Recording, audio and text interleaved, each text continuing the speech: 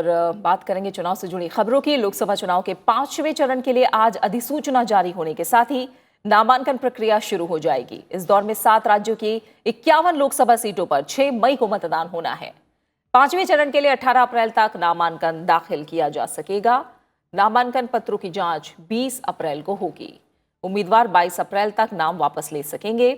इन सीटों पर 6 मई को वोट डाले जाएंगे और नतीजों का ऐलान 23 मई को होगा। 6 मई को 5वें चरण में 51 सीटों पर मतदान होगा। 5वें चरण में उत्तर प्रदेश की 14, राजस्थान की 12, मध्य प्रदेश और पश्चिम बंगाल की 7, बिहार की 5, झारखंड की 4 और जम्मू कश्मीर की 2 सीटों पर मतदान होगा। इस दौर में जिन प्रमुख उम्मीदवारों पर सबकी नजरें हैं उनमें रायबरेली से यूपी अध्यक्ष सोनिया गांधी, लखनऊ संसदीय लोकसभा सीट से केंद्रीय मंत्री और बीजेपी के वरिष्ठ नेता राजनाथ सिंह, अमेठी से कांग्रेस अध्यक्ष राहुल गांधी शामिल हैं। राहुल गांधी के खिलाफ अमेठी से स्मृति ईरानी बीजेपी की उम्मीदवार हैं। वहीं हजारीबाग लोकसभा सीट से केंद्रीय मंत्री जयंत सिन्हा और बिहार की मधेपुरा लोकसभा सीट से शरद यादव का नाम शामिल है।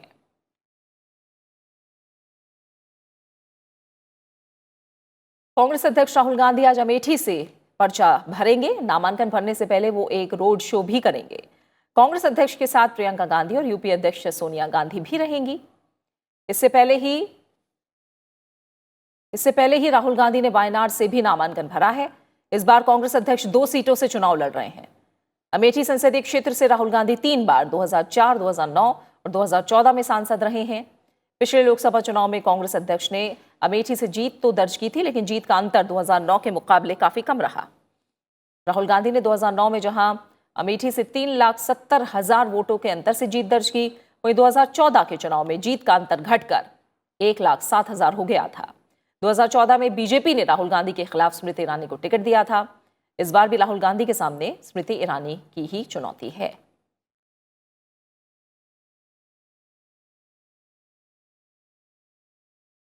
और आइए सीधा अमेठी रुक करते हैं, जहां हमारे संवाददाता नवविक्रम सिंह सीधे हमारे साथ जुड़े हुए हैं। नवविक्रम, अपना नामांकन दाखिल करेंगे आज राहुल गांधी और इस दौरान सोनिया गांधी और प्रियंका गांधी भी मौजूद रह सकती हैं। नामांकन से पहले रोड शो के जरिए समर्थकों को लुभाने की पूरी कोशिश भी की जाएगी। कितने बजे कार्यक्रम शुरू हो सकता है और किस तरह की तैयारियां हैं इसे लेकर? प्रीति, रोड शो, एक भव्य रोड शो की तैयारी कांग्रेस ने की है। बीते कई दिनों से यहां अमेठी के आसपास के जो कार्यकर्ता हैं वो सब एकजुट होकर राहुल गांधी के नामांकन की तैयारी कर रहे हैं। और मैं आपको दिखाना चाहूंगा, ये कार्यालय जिलाधिकारी का कार्यालय है, जहां थोड़ी देर बाद करीब 12 बजे के आसपास राहुल गांधी पहुंचेंगे। इससे पहले वो एक रोड शो करेंगे। एक एयरपोर्ट से, जो फुर्सतगंज का यहाँ एयरपोर्ट है, वहां सोनिया गांधी के पहुंचने की खबर है। सोनिया गांधी के पहुंचने के बाद फिर राहुल गांधी वहां उन्हें लेने जाएंगे। उसके बाद जो ये अमेठी जिला मुख्यालय है, उसके पास एक भव्य रोड शो की तैयारी कांग्रेस ने की है, ताकि ज्यादा से ज्यादा जो मतदाता हैं अमेठी के, उन्हें लुभाया जा सके और साथ ही बताया जा सके कि जो अमेठी से कांग्रेस का और गांधी परिवार का रिश्ता अभी उतना कमजोर नहीं हुआ है। जी प्रीति, बहुत बहुत शुक्रिया। हम आगे भी लगातार आपसे अपडेट लेते रहेंगे। राहुल गांधी आज अमेठी से नामांकन दाखिल करेंगे। फिलहाल बहुत बहुत शुक्रिया आपका नवविक्रम, हमारे साथ जुड़ने के लिए। और लोकसभा चुनाव के पहले चरण के लिए कल होने वाले मतदान की तैयारियां पूरी हो गई हैं। चुनाव आयोग ने स्वतंत्र और निष्पक्ष मतदान के लिए सुरक्षा के पुख्ता इंतजाम किए हैं। लोकसभा चुनाव के पहले चरण में कल 20 राज्यों की 91 सीटों पर मतदान होगा।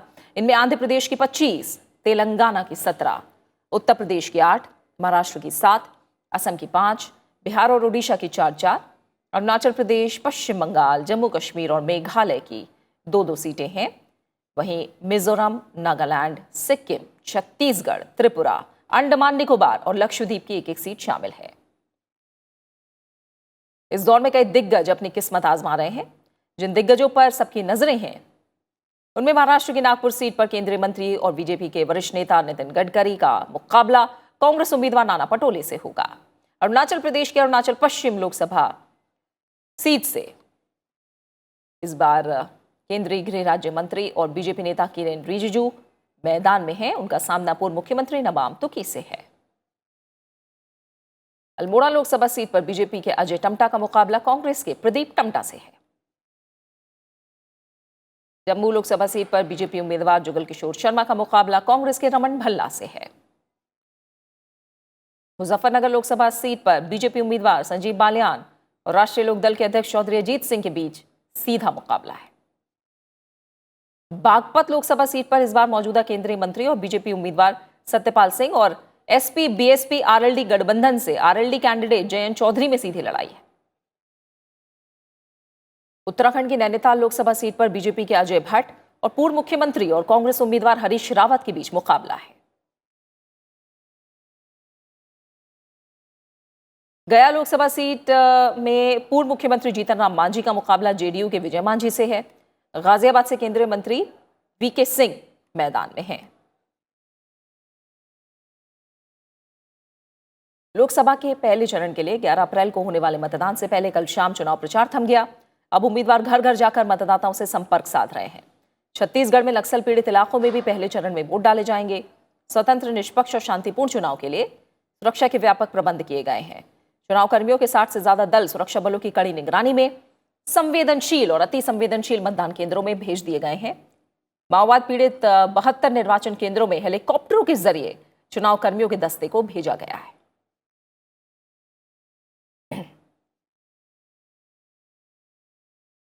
लोकसभा चुनाव के पहले चरण के साथ ही आंध्र प्रदेश, अरुणाचल प्रदेश, सिक्किम की सभी और ओडिशा विधानसभा की 28 विधानसभा सीटों पर भी कल मतदान होना है और इसे लेकर भी तैयारियां पूरी हैं।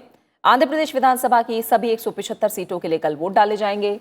यहां मुख्य मुकाबला चंद्रबाबू नायडू की सत्तारूढ़ टीडीपी, जगनमोहन रेड्डी की वाईएसआर, बीजेपी और कांग्रेस के बीच है।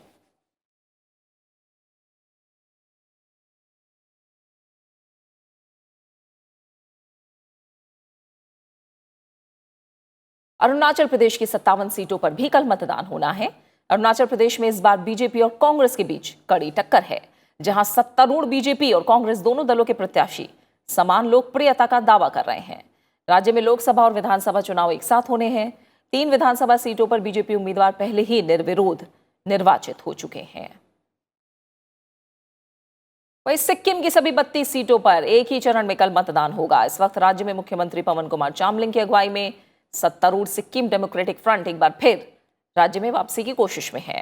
राज्य के मुख्यमंत्री पवन कुमार चामलिंग 5 बार से यहां के मुख्यमंत्री रहे हैं और 6ठी बार मैदान में उतरे हैं, जहां उन्हें सिक्किम क्रांतिकारी मोर्चा, बीजेपी और कांग्रेस के अलावा हमरो सिक्किम पार्टी से भी चुनौती मिल रही है। वहीं ओडिशा विधानसभा चुनाव के पहले चरण के लिए भी कल वोट डाले जाएंगे। विधानसभा की कुल 147 में से 28 विधानसभा सीटों के लिए पहले चरण में मतदान होना है। विधानसभा चुनाव में यहां त्रिकोणीय मुकाबले के आसार हैं। सत्तारूढ़ बीजू जनता दल, बीजेपी और कांग्रेस के बीच मुख्य मुकाबला होगा।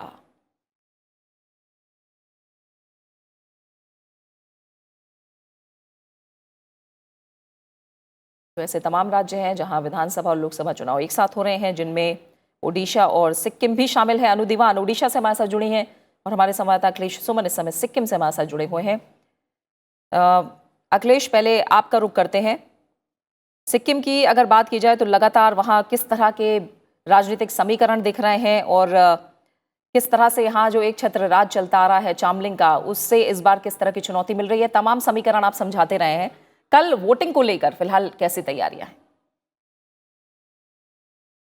वोटिंग को लेकर सिक्किम एक बड़ा ही अद्भुत राज्य है। उस मामले में बताऊं कि सिक्किम आई थिंक देश का एकमात्र ऐसा राज्य है जहां एक कंस्टिट्यूएंसी जो है वो बुद्धिस्ट लामा लोगों के लिए सुरक्षित है और वो कंस्टिट्यूएंसी किसी धरातल पे नहीं है, कोई उसका भौगोलिक क्षेत्र नहीं है। पूरे प्रदेश के लोग 51 बूथों पर बुद्धिस्ट लामा उम्मीदवार के पक्ष में मतदान करते हैं। उनके भी कई उम्मीदवार खड़े होते हैं और उसके बाद उन 51 बूथों में जिस तरह से मतदान होता है तो 51 बूथों पे 3 ईवीएम रखे जाते हैं, एक असेंबली के, एक लोकसभा चुनाव के लिए और एक लामा उम्मीदवार चुनने के लिए। तो यह एक सिक्किम की बड़ी खासियत है और सिक्किम में लामा उम्मीदवार, जो बुद्धिस्ट लामा उम्मीदवार चुने जाते हैं, तो उनके लिए व्यवस्था की गई है। उसके अलावा देखिए सिक्किम में अपेक्षाकृत शांत प्रदेश रहा है और इस शांत प्रदेश में एक ही दिन में मतलब कल सुबह से ईवीएम मशीन, वीवीपैट मशीन भेजने की प्रक्रिया शुरू होगी और मुझे बताया गया कि कल पूरे दिन में सारे मतदान केंद्रों तक वो चला जाएगा। इस मामले में काफी रोड की संरचना यहाँ अच्छी है।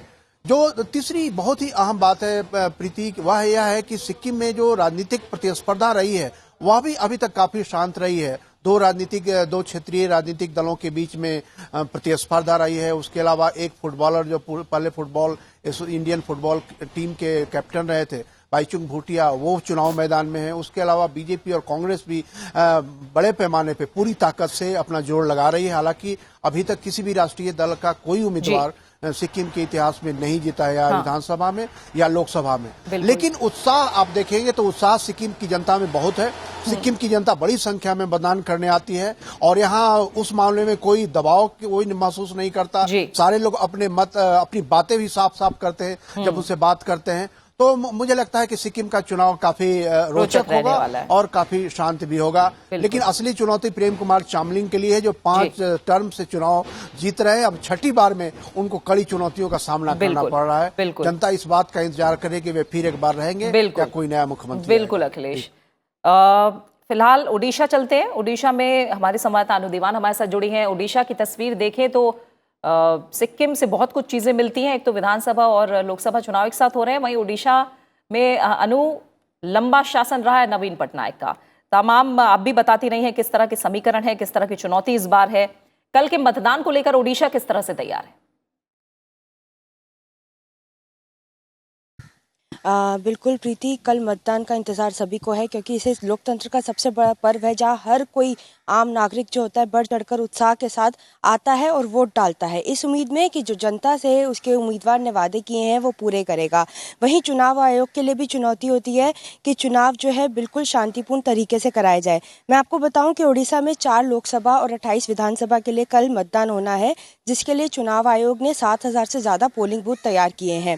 जैसे कि चुनाव आयोग ने कहा था कि कई क्षेत्रों में ऑल वुमेन पोलिंग बूथ भी बनाए जाएंगे। तो मैं आपको बताऊं कि 4 लोकसभा और 28 विधानसभा के लिए इन्होंने इस बार यहाँ पे 30 ऑल वुमेन पोलिंग बूथ बनाए हैं, यानी कि वहाँ पे सारी महिलाएं जो होंगी वो पोलिंग पर्सनल के तौर पे काम करेंगी।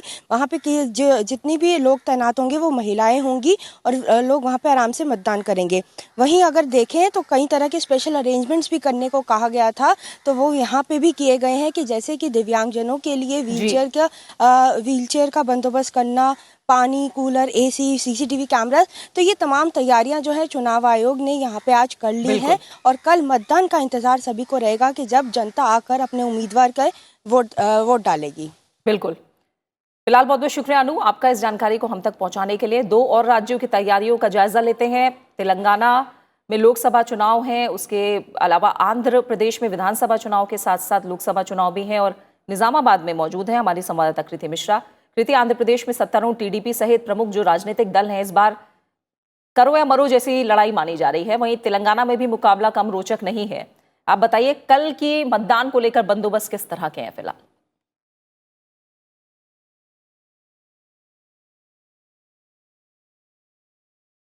जी हाँ, देखिए प्रीति, दोनों ही आंध्र प्रदेश या फिर तेलंगाना, यहाँ पर जो सिक्योरिटी के अरेंजमेंट्स हैं उनको चाक चौबंद कर लिया गया है।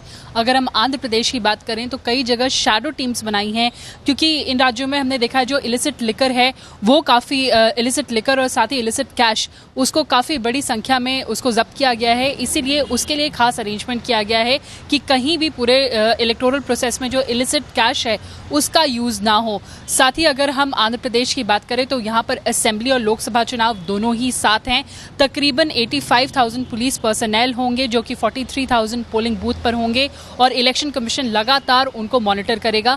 अगर हम तेलंगाना की बात करें तो तेलंगाना में तकरीबन 70,000 पुलिस पर्सनल होंगे और दोनों ही जगह चाक चौबंद इंतजाम किए हैं इलेक्शन कमीशन ने, ताकि जो पूरा प्रोसेस है वो एक सीमलेस तरीके से हो सके और जो पूरा इलेक्शन का प्रोसेस है वो फ्री एंड फेयर हो सके। प्रीति, बहुत बहुत शुक्रिया कृति इस जानकारी को फिलहाल हम तक पहुंचाने के लिए आपका। और लोकसभा चुनाव के पहले दौर के लिए तैयारियां पूरी हैं। असम के मुख्य चुनाव अधिकारी ने कहा है कि राज्य में शांतिपूर्ण और निष्पक्ष चुनाव के लिए आयोग पूरी तरह तैयार है। राज्यसभा टीवी से खास बातचीत में असम के मुख्य निर्वाचन अधिकारी MC साहू ने कहा कि पहले दौर में ज्यादा से ज्यादा मतदान कराने के लिए चुनाव आयोग पूरी तरह मुस्तैद है। असम में लोकसभा चुनाव के लिए पहले दौर के लिए 5 सीटों पर 11 अप्रैल को मतदान होना है। We will be having elections in 3 phases. So first phase will be on 11th, second on 18th and third on 23rd. In Assam, we have total 28,143 polling stations. This time, Election Commission has put special stress on making this election accessible election, which is accessible to all. People who need some special arrangements, we are trying to make some special arrangements for them, for bringing them to the polling stations, maybe providing them wheelchairs if they need so. Those electors, they have never voted, so there may be some hesitation. So we are trying to break that hesitation. We are engaging with many NGOs, many colleges. We have conducted many programs with them. We are our youth icons like Hima Das and Gulab Prabha, those kind of youth icons we have also taken so that we can connect with all these new voters. The election will take place based on the electoral rules. So people whose names are there in the electoral rules, they will be entitled to vote. They can come to the polling station and cast their vote. Arunachal Pradesh में इस बार लोकसभा चुनाव और विधानसभा चुनाव एक साथ होने जा रहे हैं। राज्य में लोकसभा की 2 सीटों पर और विधानसभा की 57 सीटों पर कल मतदान होना है। हमारे संवाददाता ने अरुणाचल प्रदेश के अतिरिक्त मुख्य चुनाव अधिकारी के डारंग से खास बातचीत की। So we have got around 7,98,248 electors, and out of that, female voters outnumber the male voters, and we have got around 2,200 odd polling stations. A lot of awareness programs under SWEEP, that's called Systematic Voters Education and Electoral Participation. But we have given more emphasis on EVM, VVPAT this time. Yeah, our voting percentage was also very high in 2014. So this time also we are expecting such kind of voters turnout. Regarding that seizure of cash and in use of, we are trying to have a free, fair and peaceful election. All political parties, all candidates should have equal playing grounds. Lok Sabha चुनाव के लिए voting शुरू होने से पहले उपराष्ट्रपति M Venkaiah Naidu ने मतदाताओं से लोकतंत्र के इस उत्सव में जोर शोर से हिस्सा लेने की अपील की है। अपने संदेश में उन्होंने मतदान को एक पवित्र जिम्मेदारी बताया है। उपराष्ट्रपति ने कहा कि मतदान की राजनीति का स्तर सुधारने, लोकतंत्र को मजबूत बनाने और देश के शानदार भविष्य के निर्माण में अहम भूमिका है। उपराष्ट्रपति ने मतदाताओं से कहा कि वो ये मौका ना चूकें, सोच विचार और मूल्यांकन करने के बाद मताधिकार का प्रयोग करें। उपराष्ट्रपति ने 4C का मंत्र देते हुए कहा कि कैश, कास्ट, कम्युनिटी और क्रिमिनलिटी की जगह मतदाता से कैरेक्टर, कैलिबर, कॉम्पिटेंस और कंडक्ट के आधार पर नेता चुने। उपराष्ट्रपति ने अपने संदेश में कहा कि गुरुवार से दुनिया के सबसे बड़े लोकतांत्रिक देश का चुनाव शुरू हो रहा है। अगले 5 हफ्ते में करीब 90 करोड़ मतदाता अपने अधिकार का इस्तेमाल लोकसभा और कुछ विधानसभाओं के सदस्यों को चुनेंगे। उपराष्ट्रपति ने आजादी के बाद 1951 में हुए चुनाव से लेकर 2014 के बीच हुए चुनाव में मतदान फीसदी का जिक्र करते हुए कहा कि ये मतदान का बढ़ता आंकड़ा परिपक्व लोकतंत्र की निशानी है। संविधान निर्माताओं ने देश के निर्माण की जिम्मेदारी परिपक्व मतदाताओं के कंधों पर दी थी।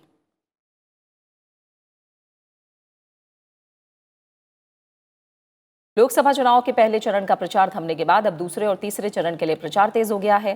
प्रधानमंत्री नरेंद्र मोदी आज गुजरात और गोवा में लोकसभा चुनाव के लिए प्रचार करेंगे। प्रधानमंत्री नरेंद्र मोदी अपने गृह राज्य गुजरात में 23 अप्रैल को होने वाले लोकसभा चुनाव के लिए 2 चुनावी रैलियों को संबोधित करेंगे। प्रधानमंत्री की पहली रैली सौराष्ट्र क्षेत्र के जूनागढ़ नगर में होगी, जबकि दूसरी रैली दक्षिण गुजरात के आदिवासी बहुल तापी जिले के सोनगढ़ तालुका के गुंसड़ा गांव में होगी। बीजेपी ने 2014 में राज्य की 26 लोकसभा सीटों में से सभी पर जीत दर्ज की थी। इसके बाद प्रधानमंत्री नरेंद्र मोदी आज शाम गोवा में डॉक्टर श्यामा प्रसाद मुखर्जी स्टेडियम में एक चुनावी रैली को संबोधित करेंगे। राज्य की 2 लोकसभा सीटों और 3 विधानसभा उपचुनाव सीटों पर 23 अप्रैल को मतदान होगा। बीजेपी ने श्रीपद नाइक को उत्तर गोवा से और नरेंद्र सवाईकर को दक्षिण गोवा लोकसभा सीट से उम्मीदवार बनाया है। विधानसभा उपचुनाव के लिए उसके उम्मीदवार शिरोडा से सुभाष शिरोडकर, मंडरम से दयानंद सोपटे और मापुसा से जोशुआ डिसूजा मैदान में हैं।